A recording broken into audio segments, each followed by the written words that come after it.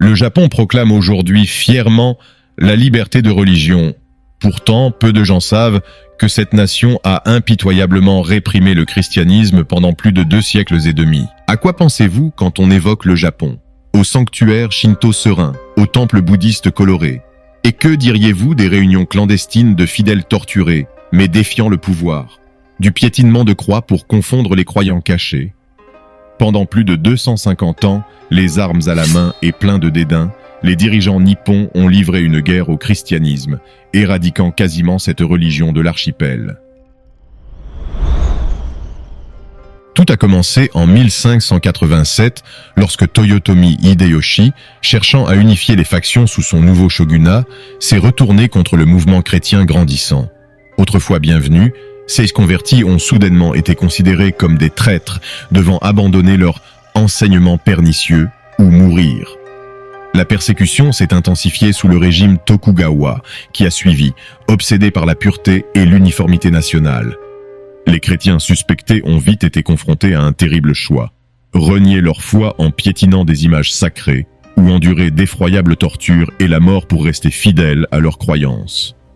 Pourtant, malgré ces extrêmes destinés à l'éteindre, une petite lumière a continué à brûler. Comme nous le verrons à travers des récits choquants et inspirants aujourd'hui oubliés, la foi inébranlable des chrétiens cachés qui transmettaient leur religion en secret a maintenu l'espoir en vie à travers d'interminables ténèbres. C'est le récit captivant et largement méconnu de la façon dont le Japon a essayé impitoyablement d'éliminer le christianisme et des efforts incommensurables fournis par des croyants inlassables pour raviver la flamme vacillante jusqu'à ce que la liberté religieuse s'installe finalement il y a un peu plus de 150 ans. Le passé brutal d'oppression martiale cède la place à un présent incertain qui lutte toujours contre des préjugés sous-jacents de nos jours. Leur remarquable histoire peut inspirer des personnes de toute confession.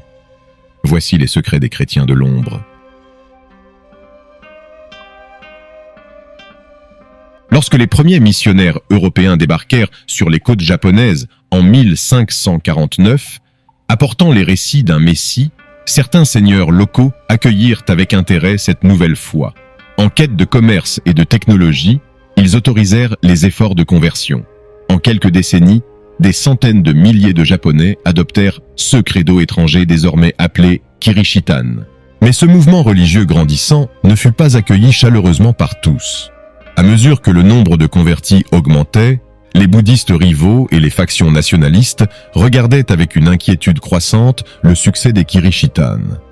Hideyoshi, ambitieux seigneur de guerre, voyait en particulier le refus des missionnaires de respecter les autres croyances comme une menace pour son objectif d'unifier le pays sous son contrôle.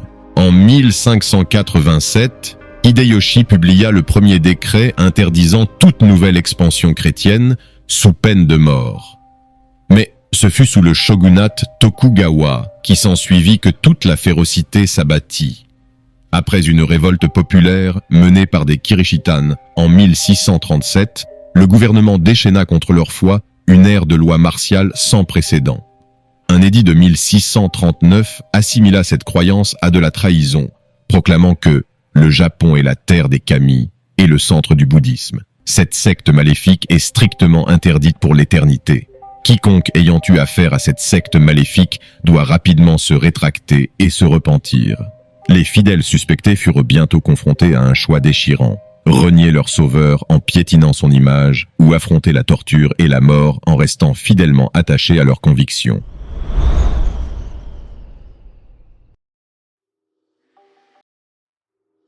La répression impitoyable qui s'abattit par la suite faillit venir à bout du christianisme au Japon. Nous mettrons au jour les extrémités choquantes auxquelles on a eu recours pour éradiquer la foi et expliquerons comment les shoguns ont finalement échoué. Ils avaient sous-estimé la force d'une croyance inébranlable. Pour débusquer les chrétiens souterrains subsistants, les officiels Tokugawa ont mis au point des tactiques diaboliquement simples pour briser la foi. Les Kirishitans suspectés étaient rassemblés et amenés devant des fumilleux, des images du Christ ou de la Vierge Marie. Refuser de piétiner les visages avec ses sandales, raisonnèrent les officiels, révéleraient les véritables croyances, avec à la clé torture et mort. Ce test en marchant sur leurs figures les plus sacrées forcerait même les plus dévots à l'apostasie. Du moins le pensait-il. Fait remarquable, certains découvrirent en eux une force insoupçonnée.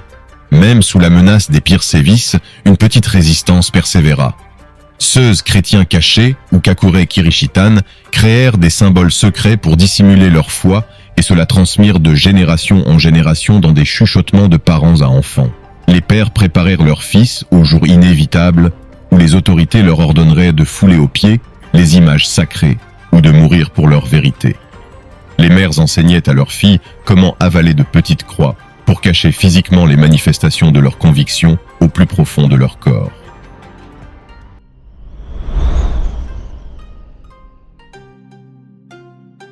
Et au sein de cette communauté dispersée, des récits circulaient à propos de prêtres portugais leur ayant fait, il y a bien longtemps, 3 promesses.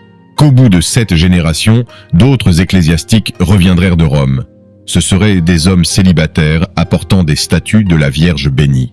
Malgré l'absence de contact depuis plus de 200 ans, cette prophétie suffisait à inspirer une remarquable résistance, les fidèles attendant le jour où ils pourraient pratiquer librement à nouveau leur foi interdite, sans craindre torture publique, exil ou exécution.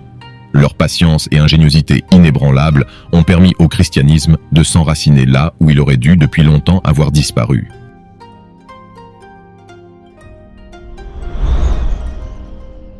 En dépit de toutes les tactiques inventives mises en œuvre pour exposer les Kakure Kirishitan et briser leur foi, les autorités Tokugawa, frustrées de voir certains persévérer secrètement dans leurs pratiques envers et contre tout, finirent par approuver de nouvelles punitions choquantes pour quiconque refuserait de renier ses convictions, fût-ce face aux fumilleux lors de cérémonies publiques. Les chrétiens suspectés faisèrent alors face à une brutalité inouïe.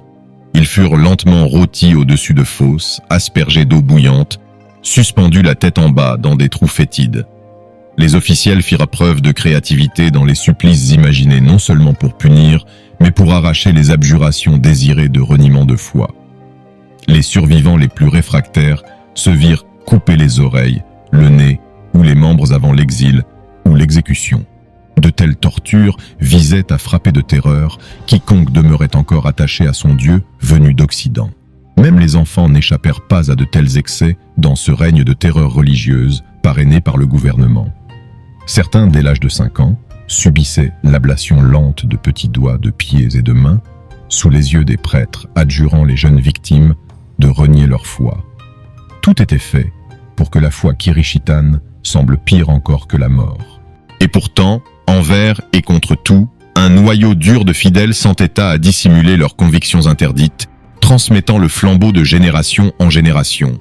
Seule une intense pression diplomatique étrangère finit par lever, au bout de 250 ans, l'interdiction du christianisme. Mais les dirigeants de la restauration Meiji eux-mêmes demeurèrent réticents à accueillir totalement la foi venue de l'extérieur. Bien que le Japon garantisse de nos jours officiellement la liberté de culte, une sourde suspicion et discrimination envers les chrétiens subsiste localement. Les préjugés ancestraux s'éteignent difficilement. Conversez avec certains Japonais contemporains et vous serez surpris d'entendre encore résonner les échos des positions qui légitimèrent jadis une impitoyable répression. J'ai entendu de la bouche d'un ami japonais l'histoire suivante. Peu après avoir soutenu ma thèse, le directeur de mon laboratoire m'a sommé de mettre fin à toute pratique chrétienne jugée perturbatrice. Ce professeur réputé d'une université nationale voyait d'un bon œil l'ostracisme de mes convictions les plus profondes qu'il assimilait ouvertement à du trouble sur le lieu de travail. Il était le parfait représentant de l'idée, subtile mais bien ancrée, que le christianisme n'est pas vraiment bienvenu dans la société japonaise. En discutant avec d'autres chrétiens japonais, des histoires similaires émergent. Interdiction de porter une croix en public, mise à l'écart pour des postes à responsabilité et autres façons, grandes ou petites, qui les font se sentir exclus ou forcés à dissimuler leur véritable identité. La peur historiquement inculquée par les forces du conformisme culturel continue d'alimenter le scepticisme que les chrétiens ne sont pas entièrement dignes de confiance ou placent leur religion avant leurs devoirs sociaux partagés. Bien que loin d'équivaloir à la violente campagne que les chrétiens ont dû affronter jadis, cela révèle que les mêmes fausses associations utilisées pour justifier les extrêmes subsistent de manière latente. Il est crucial que nous conjurions les fantômes persistants des préjugés en vue d'une acceptation totale. Peut-être qu'en mettant en lumière la discrète persévérance de l'Église souterraine, les Japonais modernes pourront finalement concevoir que le christianisme puisse s'épanouir librement et fièrement sous le soleil levant.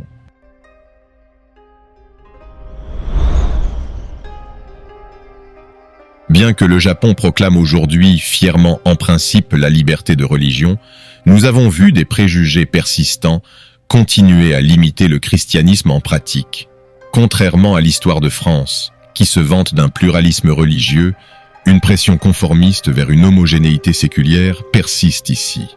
Le christianisme est toléré mais reste indésirable pour ceux qui s'accrochent à des préjugés historiques datés. Nous devons saluer le courage remarquable des Kakure Kirishitan et des chrétiens contemporains qui gardent leur flamme allumée malgré l'hostilité culturelle. Que la persécution passée souligne qu'aucun système de croyance n'est à l'abri de la peur sociétale de l'autre incompris. Alors même que la France s'enlise dans des divisions politiques et sociales, la campagne japonaise contre le christianisme et ses cicatrices gravées devrait nous rappeler les dangers du sectarisme. Pourtant, à mesure que toujours plus de fidèles vivent ouvertement leur foi et que le rejet s'estompe avec le temps, on peut espérer que ces histoires mettant en lumière une conviction inébranlable puissent inspirer une réforme.